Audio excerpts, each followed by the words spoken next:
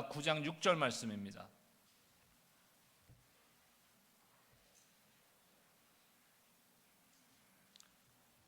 우리 또 윤종희 집사님이 한국에서 지금 공항에 도착해서 막 달려오셨어요. 우리 격려해 주시기 바랍니다. 이사야 9장 6절 우리 한 목소리로 합독하겠습니다. 한 절인데 12월 한 달 동안 요 한 절 우리가 암송하면서 마음에 품고 성탄을 준비하면 좋을 것 같습니다. 6절 말씀 함께 읽겠습니다. 시작. 이는 한 아기가 우리에게 낳고 한 아들을 우리에게 주신 바 되었는데 그의 어깨에는 정사를 메었고 그의 이름은 기묘자라 모사라 전능하신 하나님이라 영존하시는 아버지라 평강의 왕이라 할 것임이라. 아멘. 추수감사주일이 이제 지났습니다. 그리고 성탄주일, 그러니까 성탄 이브 이전까지의 네 번의 주일을 우리가 어드벤트, 한국말로는 대림절, 강림절, 그래서 예수님의 오심을 성탄을 기다리고 기대하는 그런 절기라고 우리가 지키고 있습니다. 그래서 이사야 9장 6절의 말씀은 제가 2년 전에 이 어드벤트 기간에 똑같은 주제와 똑같은 본문을 가지고 제가 넉 주 동안 설교한 적이 있습니다. 기억하시는 분 손 들어보세요. 기억을 안 하셔야 돼요. 그래야 오늘 내가 또 설교를 하잖아요. 왜 다시 하느냐? 물론 뭐 exactly 똑같이 하지는 않지만 대단히 중요한 것입니다. 우리가 믿는 예수님, 우리가 성탄을 기뻐하고 기다리고 하는데 그 성탄에 오신 그 예수님은 과연 누구신가? 누구신지를 우리가 알고 믿어야 되잖아요. 안 그렇다면은 그냥 우리 조상들이 옛날에 그 마당에다가 물 떠놓고 비나이다 비나이다 한 거하고 다른 게 없는 거예요. 우리는 알아야 돼요. 하나님을 알아야 됩니다. 우리 주님을 알아야 됩니다. 이사야 선지자는 이 땅에 오실 그 예수님을 이미 700여 년 전에 지금 예언하고 있는 것이. 오늘부터 이사야 9장 6절의 말씀을 통해서 이 이사야를 통해서 하나님께서 제시해 주시는 예수님은 누구신가 하는 것을 네 번에 걸쳐서 우리가 말씀을 나누고자 합니다. 네 가지의 이름을 우리에게 주시고 계세요. 오늘 첫 번째 시간인데 Wonderful Counselor. 오늘 성경에는 좀 어려운 말로 써 있습니다. 기묘자 모사.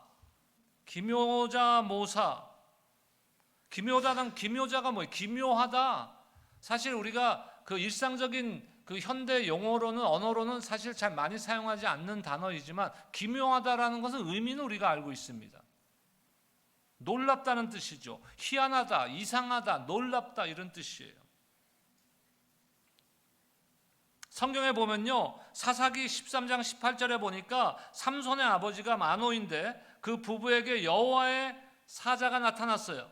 삼손의 아버지 부부에게, 아버지 어머니에게 그 사자가 나타났는데 그가 자신을 뭐라고 부르냐면은 사사기 13장 18절에 보니까 여호와의 사자가 그에게 이르시되 어찌하여 이를 묻느냐 내 이름은 기묘니라 이랬어요. 하나님이 보내신 하나님의 사자, 하나님의 천사가 자신을 기묘자다 이렇게 선언하고 있습니다. 기묘자 모사라는 것은 영어 성경에서 번역했듯이 Wonderful Counselor, Counselor란 게 뭐예요? 상담자, 때로는 스승, 그러니까 위대한, 훌륭한, 놀라운 상담자이신 예수님을 이사야를 통해서 하나님께서는 예수님이 탄생 700년 전에 지금 선포하고 계시는 것이.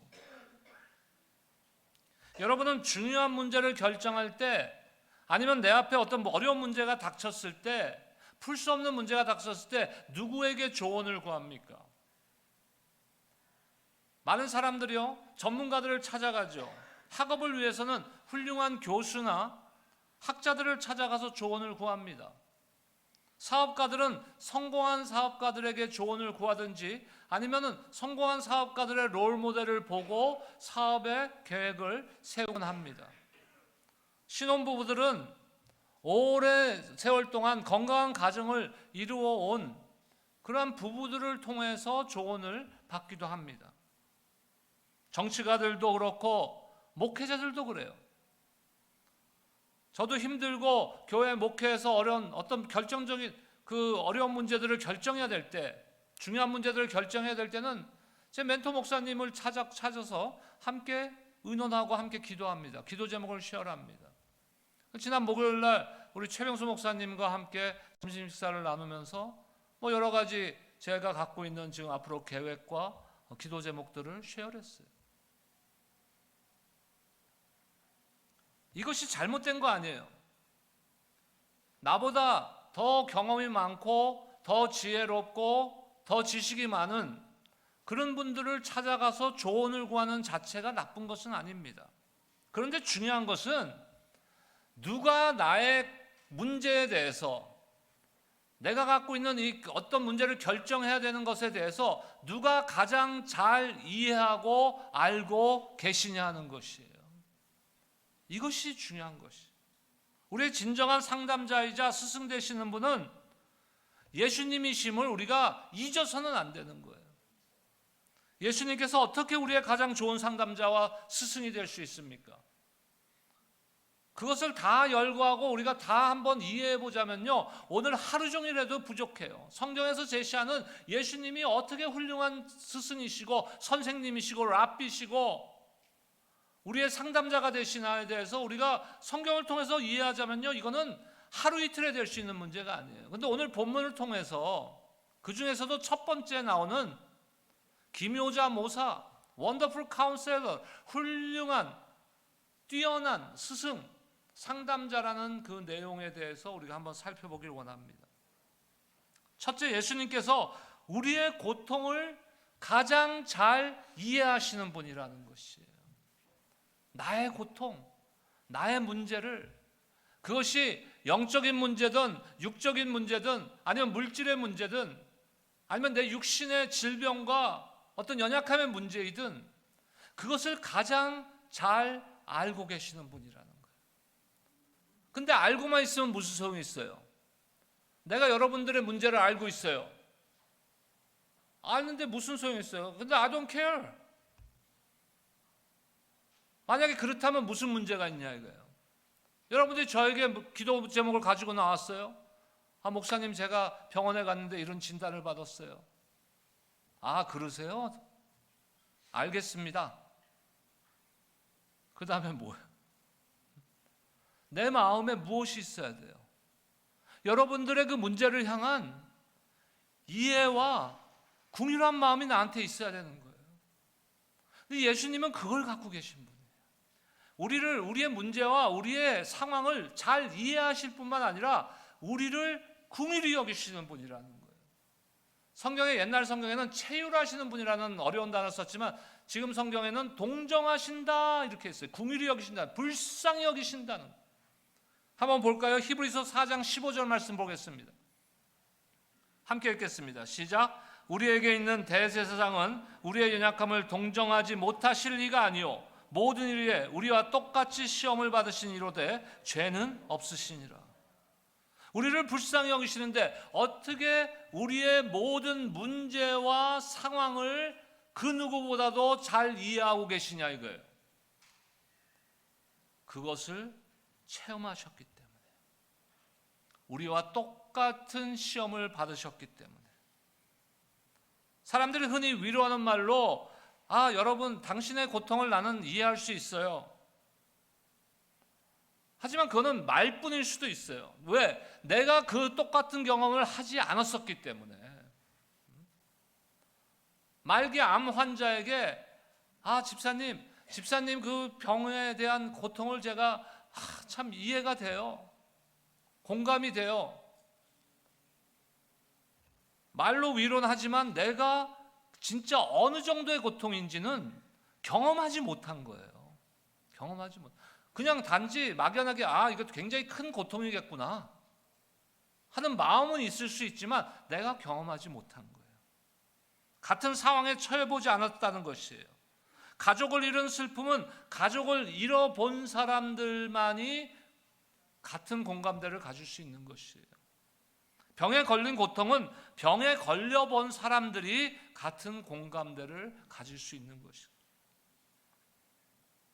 예수님께서 우리의 모든 고통을 잘 알고 계시다는 거예요. 우리보다도 더 큰 고통을 받으신 분이시기 때문에.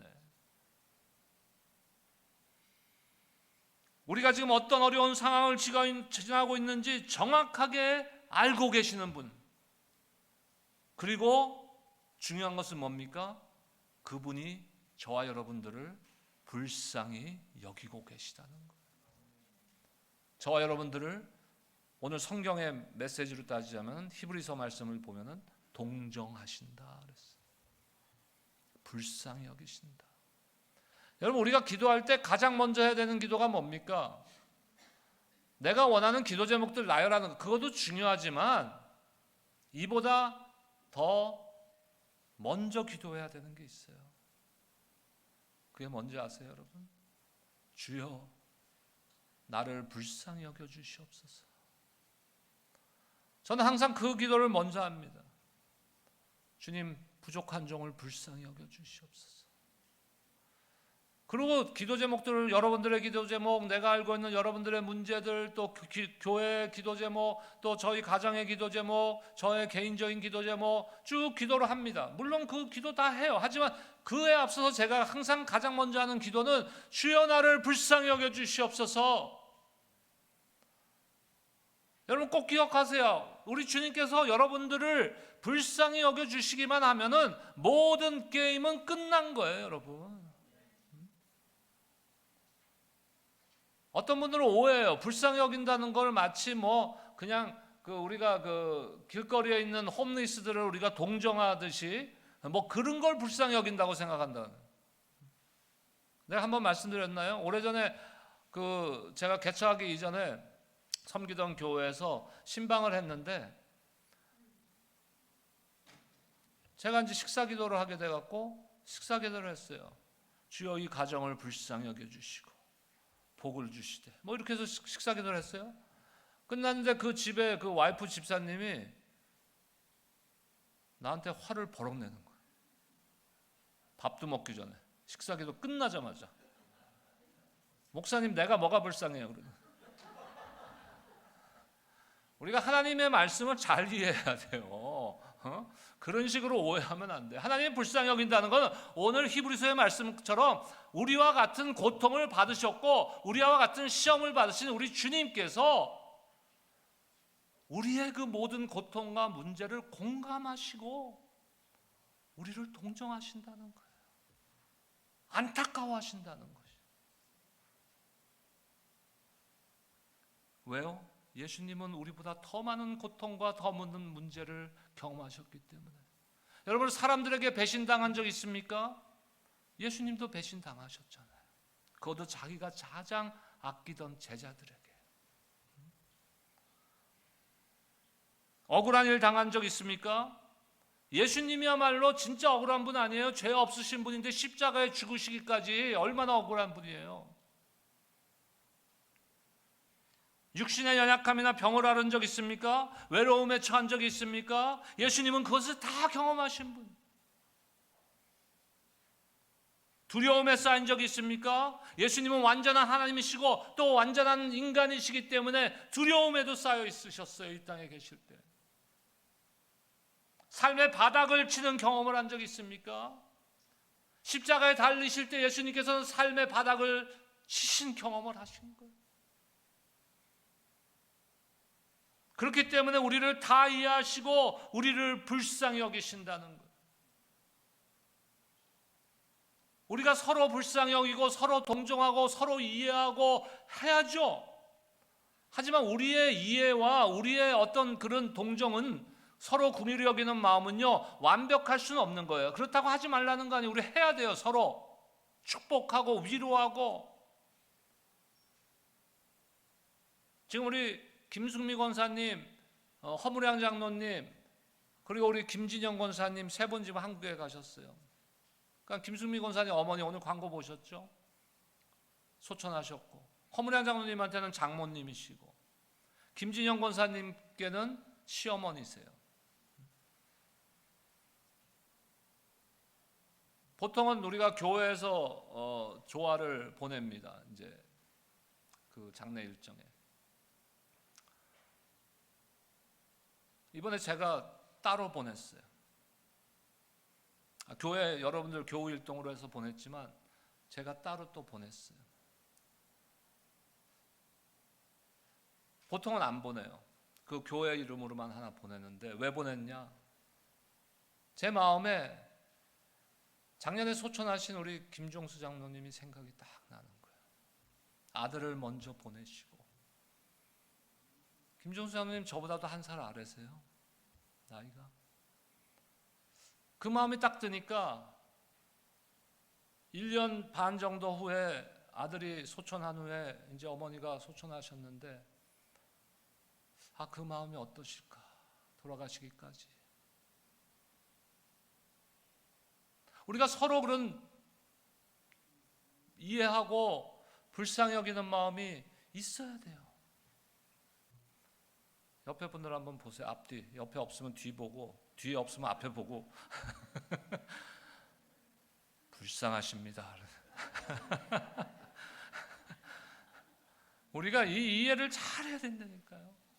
그리스도의 마음을 품고 불쌍히 여기자는 거예요. 서로에게. 우리가 해야 될 일이 뭡니까? 서로에게 궁일한 마음을 품고 나가는 것도 필요합니다. 이거 우리가 해야 되는 거예요. 그리고 더 중요한 게 뭐예요? 날마다 우리의 그 모든 상황과 문제들을 완벽하게 이해하시고 나를 불쌍히 여기시는 예수님의 보좌 앞으로 날마다 나가야 되는 것이에요. 우리 아까 히브리서 4장 15절 말씀 읽었잖아요. 16절 말씀 보겠습니다. 그 다음 절 말씀인데 함께 읽겠습니다. 시작. 그러므로 우리는 긍휼을 하심을 받고 때를 돕는 은혜를 얻기 위하여 은혜의 보좌 앞에 담대히 나아갈 것이니라. 그러므로 15절에 나온 내용이잖아요. 그러므로 왜요? 예수님께서는 우리와 같이 모든 시험과 고통을 받으신 분이기 때문에 우리를 가장 잘 이해하시고 우리를 불쌍히 여기시는 분이시기 때문에 우리가 해야 될 일은 뭐예요? 그 주님의 은혜의 보좌 앞으로 날마다 나아가는 거예요.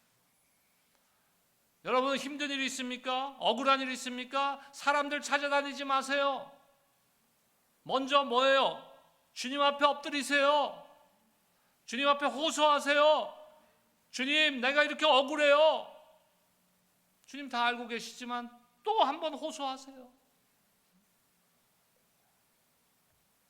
그걸 오늘 이사야를 통해서 원더풀 카운셀러, 기묘자, 모사 되시는 우리의 가장 훌륭한 스승이자 상담자가 되어주신다는 것이.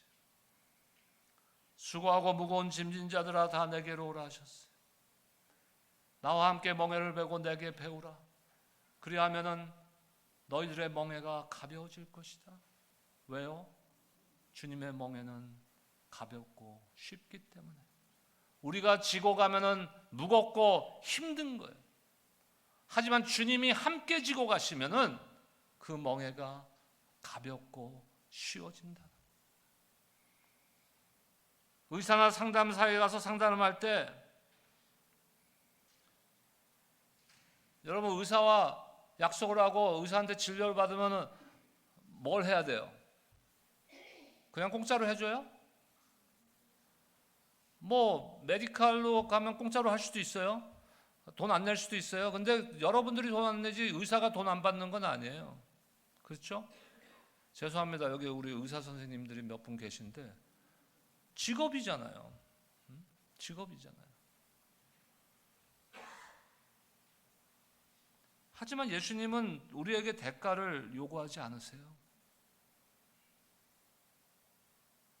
예수님께서는 우리를 돌보시는 분이시라는 것이, 우리를 보살피시는 분입니다. 저와 여러분들을 사랑하는 분이십니다. 그렇기 때문에 베드로를 통해서 하나님께서 우리에게 뭐라고 말씀하십니까? 너희 모든 짐을, 모든 문제를 주님 앞에 맡기라 그러는 거예요. 베드로전서 5장 7절 말씀 보겠습니다. 함께 읽겠습니다. 베드로전서 5장 7절입니다. 시작. 너희 염려를, 함께요. 시작. 너희 염려를 다 주께 맡기라. 이는 그가 너희를 돌보심이라. 자, 낚시 해보신 분? 낚시. 몇 분 안 계시네. 그 낚시하려면 뭐를 제일 먼저 해야 돼요? 미끼를 먹이라고 하네요, 집사님. 미끼라는 먹이는 이렇게 살게 하려고 주는 거고, 미끼는 잡기 위해서 주는 거고, 이게 다른 거예요. 미끼를 끼고 바늘에다가 그 다음에 뭐예요? 던지죠. 근데 바닷가에 가서 쫙 던졌는데 여기 떨어졌어. 안 잡히잖아요. 그래서 처음에 낚시를 배우면 제일 먼저 하려면 뭐 해야 돼요?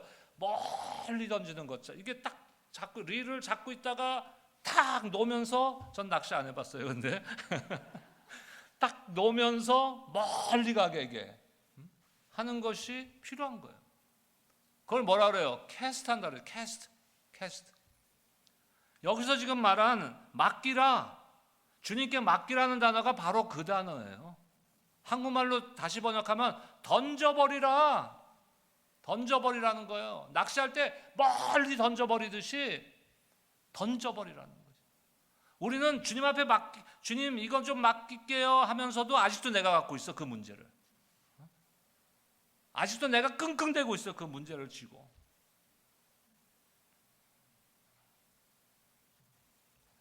여러분들이 하나님의 언약 안에 있는 축복의 통로임을 믿으시기 바랍니다. 우리의 자존심이 중요한 게 아니에요. 우리는 자존심은 세. 근데 뭐가 약해요? 자존감이 약해. 헛갈리면 안 돼요. 자존심하고 자존감은 다른 거예요. 우리에게 필요한 건 뭐예요? 자존심이 아니라, 주님 앞에 여러분들 자존심 세우면 뭐 할 거예요? 우리에게 필요한 건 자존감이에요. 주님의 언약 안에 있는 하나님의 복된 자녀라는 자존감. 여러분들이 공중의 새들보다 못하다고 생각하는 분 계세요? 공중의 새들도 하나님께서 먹이시잖아요. 들판의 들꽃보다도 못하다고 생각하는 분들 계세요? 들판의 그 들꽃들도 하나님께서 다 계절에 따라서 입히시는 거예요. 하물며 하나님께서 존귀하게 여기시는, 하나님께서 사랑하시는 복된 하나님의 자녀들을 내버려 두겠습니까? 여러분, 하나님께서 여러분들을 사랑하심을 믿으십니까? 얼만큼 사랑하세요? 하나님께서 성경을 통해서, 성경 66권은요 Love letter from Father, 하나님 아버지로부터 오는 사랑의 편지예요. 여러분들을 향한 하나님의 사랑의 메시지예요. 성경 66권은. 때로는 거기에 징계가 있죠. 이스라엘 백성들이 참 우상 숭배하고 나쁜 짓하고 하나님을 배신했을 때 징계가 있습니다. 벌을 줍니다. 하지만 그것도 사랑이에요. 완전히 멸절시키지 않으세요. 하나님께서는 반드시 남은 자를 통해서 회복시키시는 하나님이세요. 왜? 사랑하시기 때문에. 얼만큼 저와 여러분들을 사랑하세요? 로마서 5장 8절 말씀 보겠습니다. 함께 읽겠습니다. 로마서 5장 8절입니다. 시작. 우리가 아직 죄인 되었을 때 그리스도께서 우리를 위하여 죽으심으로 하나님께서 우리에 대한 자기의 사랑을 확증하셨느니라. 십자가에 죽으시기까지 우리를 향한 사랑을 보여주셨다는 것. 그만큼 우리를 사랑하시는데 우리의 문제와 고통을 외면하시겠습니까? 그것이 주님을 기묘자 모사다, 가장 훌륭한 스승이다, 가장 훌륭한 상담자라고 부르는 이유인 것이에요. 이런 격언이 있죠. 하늘은 누구를 돕는다? 스스로 돕는 자를 돕는다. 이거는 굉장히 비성경적인 말이에요. 그러면 성경적으로 바꾸면 어떻게 해야 돼요? 하나님께서는 스스로 돕지 못하는 자를 돕는다. 그래서 제가 늘 말씀드리잖아요. 우리가 신앙의 성숙함이라는 건 내가 뭔가를 더 잘하는 것이 아니에요.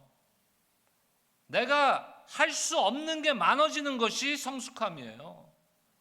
왜? 그래야 하나님 앞에 나갈 거 아니에요. 주여 나는 아무것도 할 수 없습니다. 주님의 도움 없이는 이 자리에 서 있을 수조차도 없습니다. 한 걸음도 내디딜 수도 없습니다. 불쌍히 여겨주시옵소서. 이게 성숙함이에요, 여러분. 주님 그냥 나 내버려 두세요. 내가 다 해결할게요.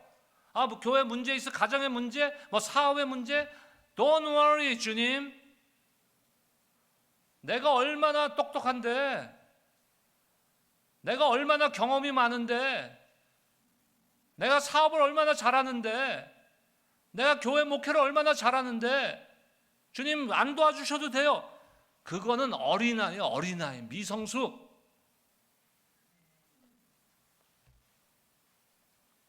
주님은 절대 상한 갈대를 꺾지 않으시는 분이십니다. 꺼져가는 등불을 끄지 않으시는 분이십니다.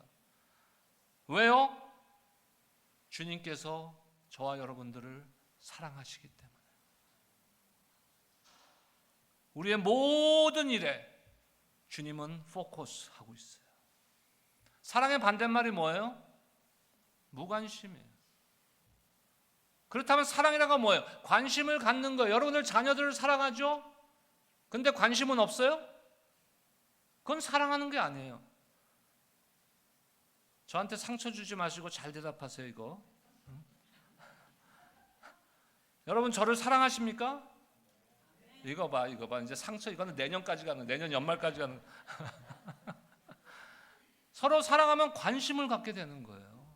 그 사람이 지금 어떻게 살고 있는지, 어떤 어려움은 없는지. 하나님께서, 우리 주님께서 우리를 사랑하시기 때문에 우리에게 관심을 갖고 계시는 거예요. 그렇기 때문에 우리를 도우시는 거예요. 우리가 해야 할 일은 뭡니까?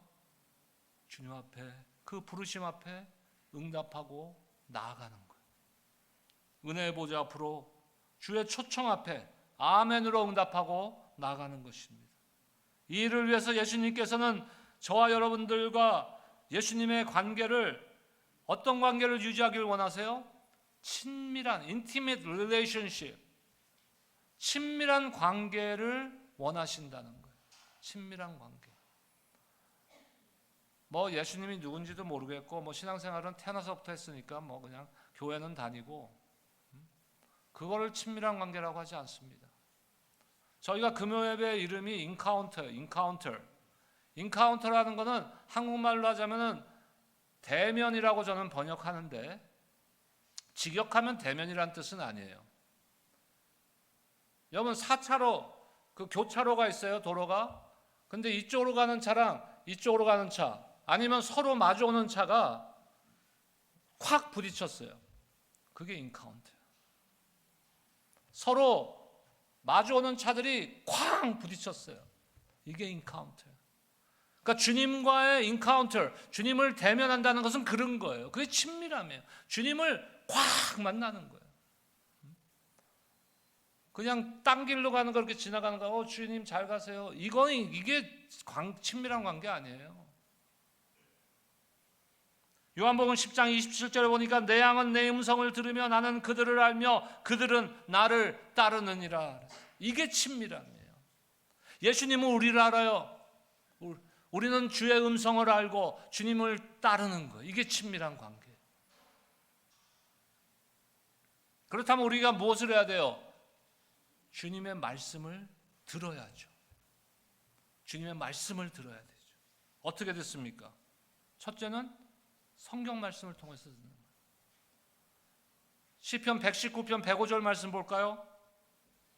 함께 읽겠습니다. 시편 119편 105절 시작. 주의 말씀은 내 발의 등이요 내 길에 빛이 나이다. 둘째는 무엇을 통해서 주님의 음성을 듣습니까? 성령을 통해서 듣는 거예요. 성령을 통해서, 성령의 역사를 통해서. 요한복음 16장 13절 말씀입니다. 함께 읽겠습니다. 시작. 그러나 진리의 성령이 오시면 그가 너희를 모든 진리 가운데로 인도하시리니 그가 스스로 말하지 않고 오직 들은 것을 말하며 장래일을 너희에게 알리시리라. 성령을 통해서 우리가 알 수 있는 거예요. 주님의 음성을 들을 수 있는 거예요. 세 번째로는 교회를 통해서 말씀하십니다. 근데 교회를 통해서 담임 목사님 설교를 통해서 말씀하시나 보다. 이건 성경이에요. 그게 아니고 교회라는 것은 뭐예요? 어떤 단체입니까? 아니요. 저와 여러분들이 교회예요. 그러니까 우리가 서로를 통해서 하나님의 메시지를 전달할 수도 있다는 것이. 그러니까 무시하지 마세요. 누가 나한테 얘기해 주는 거, 우리 교우들이 얘기해 주는 것을 무시하지 말아요. 그냥 듣고 흘려버리면 안 돼요. 혹시 그것이 하나님의 나에게 주시는 메시지일 수도 있다는 것이.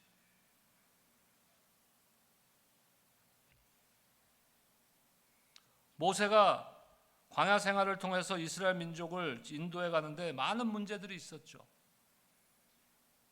근데 모세가 지금 그 모든 그 이스라엘 민족의 지도자였잖아요. 가장 훌륭한 지도자는요, 들을 줄 알아야 돼요. 듣지 못하는 남의 의견, 다른 사람들의 의견, 백성들의 소리를 듣지 못하는 사람들이 지도자가 되면요, 그 민족과 그 나라는 불행한 나라가 되는 거예요. 힘들고 어려운 일 앞에 모세가 지쳐 있었어요. 그때 모세에게 누가 조언을 하냐면요, 모세의 장인인 이드로가 모세에게 조언을 해요. 그 조언의 내용을 우리 다룰 건 아니지만 조언을 합니다. 그러면은 남의 소리를 잘 안 듣는 사람, 내가 제일 똑똑한 사람이라고 생각하는 사람들, 내가 항상 옳다라고 생각하는 지도자라면 어떻게 돼요? 아무리 장인 어른이라도 내가 하나님이 세운 지도자인데 내가 알아서 할게요. 뭐 장인이 뭘 알아, 알기는. 내가 더 똑똑하지. 이렇게 할 수 있는 거예요. 근데 모세는 어떻게 합니까? 그러지 않았어요. 이드로의 말을 들었습니다. 다른 사람의 말에 귀를 기울일 수 있어야 되는 거예요. 혹시 그 안에 하나님께서 말씀하시는 음성이 있을지도 모릅니다. 여러분, 하나님의 음성에 귀를 기울이시기를 주의 이름으로 축복합니다. 성경을 통해서, 또 성령을 통해서, 또 교회를 통해서. 그 어떤 것도 우리를 하나님과의 그 사랑의 관계에서 떼어놓을 수 있는 것은 없어요. 여러분, 말씀을 맺기 전에 한 가지만 여러분들에게 도전하겠습니다. 어떤 상담을 받기 위해서 상담사를 만난다든지, 아니면은 닥터즈 오피스에 의사를 만난다든지 할 때 제일 먼저 해야 되는 게 뭐예요? 어포인먼트이죠. 약속을 잡아야 돼요. 여러분, 도전하는 것이 무엇이냐면은 주님하고 약속을 잡으세요. 주님과의 약속을 잡으세요. 우리의 가장 귀한 상담자이시고 가장 훌륭한 스승이신 예수님과 시간 약속을 하세요. 주님의 은혜의 보좌 앞으로 나가서 마음의 문을 활짝 열고 여러분들의 문제를 털어놓고 기도하면서 주님과 소통하는 그 시간을 약속을 잡으시라는 거예요. 그냥 생각나면 하고 생각 안 나면 안 하고. 여러분, 기도 생활 어떻게 하십니까? 하루에 3번 하세요? 3번은 하시겠지, 식사기도. 근데 목사님 저는 2끼밖에 안 먹었어. 하나님이 원하시는 건 뭐라고요? 친밀한 관계. 그 친밀한 관계를 위해서 주님과의 약속을 잡으시라는 거예요. 나한테는 언제가 제일 좋은 시간이에요? 사람마다 다 다를 수 있어요. 어떤 분은 새벽 이른 아침에 움직이는 사람, 저 같은 사람 그런 사람이에요. 뭐 알람 같은 거 안 켜도 4시, 4시 반이면 일어나요. 그러면 그 시간이 제일 좋은 시간일 수도 있고, 어떤 분들은 나는 목사님 절대 아침에 못 일어나요. 그럼 잠자기 전에 약속을 잡으세요. 나는 언제 할 거니까. 아니면 직장에서 점심 먹고 시간이 좀 나오면 그때 뭐 한 10분, 15분 내가 그때 주님과 면담하겠습니다. 주님의 은혜의 보좌 앞으로 그 시간만은 내가 나가겠습니다. 그 무엇과도 바꾸지 않겠습니다. 이 시간은. 요르바린다에 한인교회가 여러 개가 있었는데 지금은 뭐 2개인가밖에, 저희까지 2개인가밖에 없는 것 같은데, 뭐 다른 교회 목사님 얘기하기가 좀 그런데, 요르바린다에 있는 교회, 소중한 교회라고 있어요. 뭐 그 교인들이 이 방송 듣지 않을 거니까 뭐 그냥 거기 김기동 목사님이라고 아주 유명한 그 고구마 전도왕이시잖아요. 제가 전에 섬기던 교회 개척하기 전에 그분이 안수 집사 때 집회 왔어요. 저도 그때 안수 집사였어요. 그분이 신학교 들어가서 전도사 때 왔어요. 저도 그때 전도사였어요. 그분이 또 안수 받고 목사 돼서 한 번 더 집회로 왔어요. 그 교회. 저도 목사 안수 받고 그때 예배 담당 목사로 섬기고 있을 때예요. 제가 막 끼워 맞힌 건 아니고 우연히 그렇게 됐어요. 어떻게. 근데 그분이 집사 때 왔을 때 내가 지금도 잊지 않는 가장 도전이 있어요. 그때 집사 때 비즈니스 하시고 뭐 집회도 많이 다니셨지만 그 3일간의 집회 동안에 절대 한 가지는 안 잊어버려요. 뭐 고구마로 찔러라, 뭐 젓가락 찔러라, 그러도 안 잊어버리지만 그보다 지금까지도 20몇 년이 지나도록 제가 잊지 않는 메시지가 있어요. 비즈니스 하는데 뭐 비즈니스 대상들이 있을 거 아니에요. 거래처도 있고. 약속한 저기 사장님 저녁 식사 한번 합시다. 이번 수요일 날 어때요? 항상 그러셨다는 거예요. 아이고 사장님 죄송합니다. 제가 수요일은 선약에 있습니다. 그 선약이 뭐예요? 그 교회는 수요 예배가 있는 교회였어요. 하나님과의 약속. 여러분 우리가 신앙생활에서 가장 중요한 게 이 우선권의 문제예요. 우선권의 문제. 나는 과연 무엇에 우선권을 두고 신앙생활하는가? 그것이 여러분들에게 오늘 드리는 도전이에요. 그분처럼 못 살 수도 있어요. 그분처럼 신앙생활 못 할 수도 있어요. 상황이. 하지만 최소한 내가 이 시간만은 주님과 함께 하겠습니다. 여러분 병원에 어포인트만 안 하고 갈 수 있는 길은 한 가지밖에 없어요. 두 가지인가요? 앰뷸런스에 실려갖고 ER에 가든지 얼전케어 가든지 어찌됐든 그 방법밖에 없어요. 약속 안 하고 갈 수 있어요?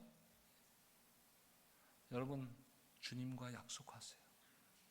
오늘 약속하세요. 저는 하루에 이 시간을 주님께 나가겠습니다. 주님의 은혜 보좌 앞으로 나가겠습니다. 그때 주님께서 여러분들을 축복해 주십니다. 우리 주님은 신실하신 하나님이십니다. 약속을 절대로 어기지 않으시는 하나님이십니다. 그렇다고 지금 대답하고 계시잖아요. 기도하겠습니다. 하나님 감사합니다. 우리의 모든 문제와 우리의 고통을 알고 계시고 우리를 긍휼히 여기시는 주님, 우리가 주님 앞에 참 담대히 나가지 못했음을 고백하고 용서를 구합니다. 지금부터라도 하나님 주님과의 만남을 주님의 은혜의 보좌 앞으로 나가는 것을 최우선으로 생각하고 은혜의 보좌 앞으로 나아가 주님을 대면하는 우리 모두가 될 수 있도록 축복하여 주시옵소서. 감사합니다. 예수님의 이름으로 기도드립니다. 아멘. 자, 앉은 자리에서 다 같이 일어나셔서 마지막 찬양 함께 드리고 예배